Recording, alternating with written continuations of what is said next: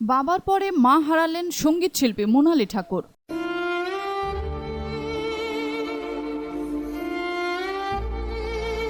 পশ্চিমবঙ্গের জনপ্রিয় অভিনেত্রী এবং জনপ্রিয় সঙ্গীত শিল্পী মোনালি ঠাকুর মা হারিয়েছেন।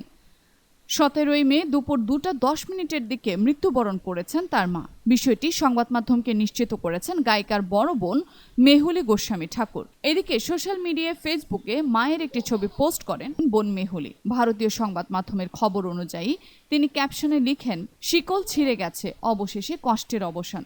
দুপুর 2:10 মা স্থির হয়ে গেছে। এদিকে আগের দিনে মায়ের মৃত্যুর পথযাত্রার কথা তুলে ধরে নিজের যন্ত্রণা কথা জানিয়েছিলেন গায়িকা মোনালি।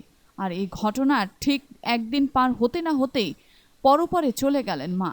গায়ক অভিনেতা শক্তি ঠাকুরের মৃত্যুর খবরে শোকের ছায়া নেমেছে সোশ্যাল মিডিয়া সহ সঙ্গীত জগতে। দীর্ঘদিন ধরেই মৃত্যুর সঙ্গে পাঞ্জা লড়ছিলেন মোনালি ঠাকুরের মা। কলকাতার একটি বেসরকারি হাসপাতালে লাইফ সাপোর্টে ছিলেন। 16 মে মাকে হাসপাতালে এমন কঠিন পরিস্থিতিতে রেখেই ঢাকায় একটি কনসার্টে অংশ নিয়েছিলেন মোনালি।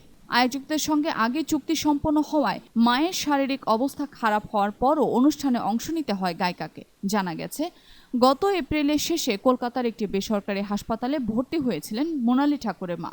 তখন থেকেই নাকি তার 2 কিডনি কাজ করছিল না, এর জন্য ডায়ালাইসিস চলছিল।